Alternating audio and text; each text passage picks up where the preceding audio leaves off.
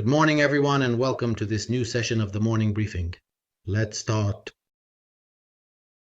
Today, what Pulitte Polm at the beginning of the week, I think, an important week at Pulitte, a week that starts. He said, a week that begins with the end of the quarter and of the month, so maximum attention. Today is also an important date for a deadline, in short, of JP Morgan, in short, of the fund. In short, that operates in options for the hedging of their own funds. So absolutely. In short, an important day, in short, important levels for SPX remains 5660, which is the level where, and below this level, the necessary hedges are triggered with the sale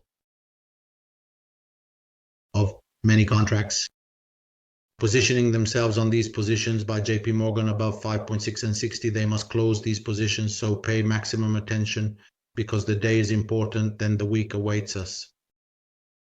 Obviously, the weekly unemployment data, certainly highly anticipated, and it will be very market driven.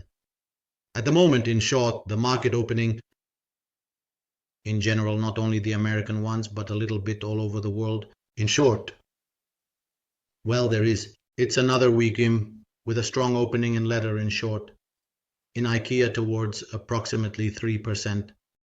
The same state, in short, the Nasdaq Standard, and yet at the moment they are traveling at about 0.6 to 0.7% loss from yesterday evening's opening. So certainly, in short, a day that appears very, very delicate, so maximum attention. In short, let's try to preserve during these particular days where there can be, in short, extreme volatility, also consequent to the expiration of these options tonight. In short, regarding this JP Morgan wall, we will see in short what the market in short will have in store for us. Let's take a closer look at the moment in short, starting with the Nasdaq.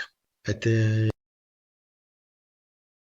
moment in short, we are working below Friday's BC3 levels. In short, we are working right on what was created this morning. In short, we are already on SD2. So, as I was saying, the situation is quite concerning. In short, it's clear, in short, how it is always, in short, going down. In short, all the rebounds come, but with little strength, few flights, not many volumes, and obviously, in short, the first obstacle at the first difficulty. In short, the path turns downward again. We'll see later. In short, I have traced a little bit of waves in short, starting from the highs for the Nasdaq. In short, if the second wave were to start, thus breaking the low made on March 13th, the lows made on March 13th are broken. Those lows, a scenario opens up in short quite deep for the Nasdaq, which would bring the price, in short, a conclusion of a wave projection that should have, in short, I traced it in the area of 17.3.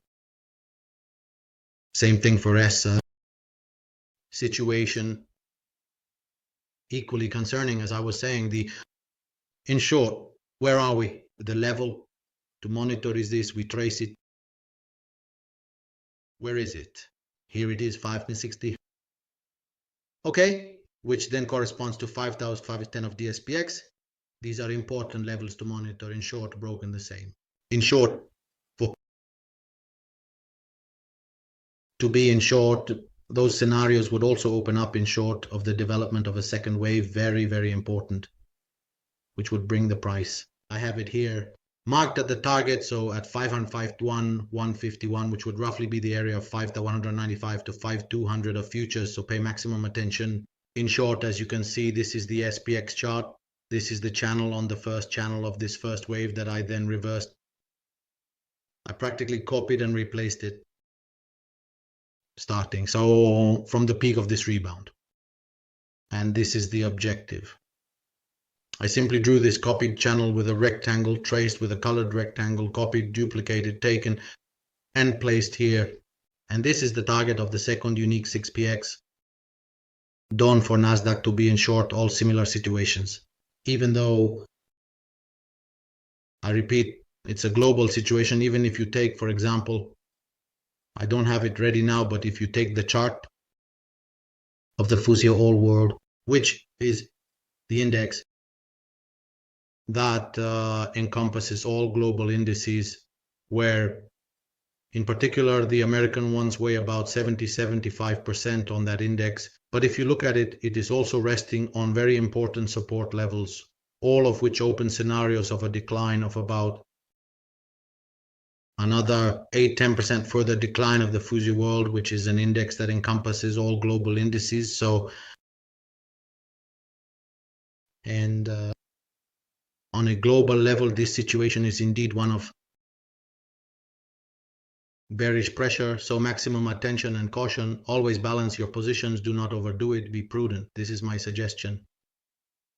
Perfect. With this first recap done, let's move on to the details. Participants also, obviously, if it is working, they are within the levels of the BC3 range, working between SD1 and SD2 at this moment, right at the support. We have indeed hit the low right on SDU. Indeed, let's say a little rectangle now of waiting. Probably we will see the developments later in the evening, likely with the expiration of these options. It might take a clearer direction. First, we will see, indeed, there are many variables at play. Besides then, press conferences, other news that can add to the important geopolitical level. Yes. So maximum attention, that I reiterate. Let's take a look, all right, at the other two indices or American futures. We follow the Dow Jones, a similar situation indeed. But we are positioned right between SD1 and SD2, working in the middle, supported at level PC3. Indeed, the situation is a bit of a waiting game. Indeed, no, probably in the evening, we should indeed take a direction. At the moment we are here in this range from Friday's opening, where there was a bit of a closed gap. Indeed, we are working here at these levels upwards, obviously needing to pass this level BC3, which is indeed near the level Ijao. So this area is definitely the first obstacle to the upside, to the downside. Obviously, indeed, SD2 must hold, because here too, indeed, rather broad scenarios of decline open up. Obviously, obviously the same happens on Russell. And we see it here. The situation is not very different. In short, there is strong downward pressure, guys. So we have to deal with this and act accordingly at this moment. So it's easier in short for short operations to succeed rather than those to stop a rally. Then you can attempt a rebound operation with the opposite. In short, as per strategy, however, obviously, if you have to prefer an operation during this period, it seems unnecessary. To remind, it's all obvious. It's concrete. I was talking about the RS in short, also here enclosed between SD1 and SD2. Situation to monitor, in short, a range. Quite clear within these levels. BC3, we will probably work on it to then take a direction. Let's also take a look at the DAX, which is also quite high. Resting on truly crucial levels here, two scenarios open up, rather of descent, rather also wide. Descents even for the German future. At the moment, in short, there has been this opening. In short, this overnight descent. Then in short, at the opening, there was essentially a double bottom formed right in the area of the VIX, releasing the level. The BC3 level, in short, now we are working again below RD2. We will see if these VIX levels hold in short and if they break. In short, even here, the situation is becoming quite concerning for the European index. Let's look at, obviously, the commodities, starting with oil. This morning, it made a nice jump. Oh, from 9 o'clock, it's nice. A little jump, which reached up to the 70 area. It's working on its RD2. In short, we had an absolutely splendid, indeed, truly, let's say, remarkably splendid rejection from RD2. In short, as per strategy, from SD2. RD1 is, we will see in short if now it will find strength to perhaps aim or, well, to re-enter. In short, probably in this channel, you see how in short, if I wanted to extend, it's probably grazing this additional time from below. So in short, a double rejection. We'll see if it finds the strength in short to re-enter. At the moment, it is always working within this range, a bit higher than this surge that occurred previously, as we showed in the last morning briefing. So it's a situation to monitor. Meeting trend. They, in short, are sailing full speed ahead. This is the target of the third wave that we pointed out a few weeks ago. We're almost there. In short, having reached 3,160, our target for the third wave drawn exactly with the same logic with which we drew it for SPX and SONP. Good morning, everyone. In short, the target was this. We're almost there, 3,180. We'll see if SPX also continues to break through this one, which I referred to at the low of March 13. So these are the lows to monitor now, which must obviously hold for SPX. So pay maximum attention to these levels that I have pointed out. As always, exercise maximum caution. Thank you.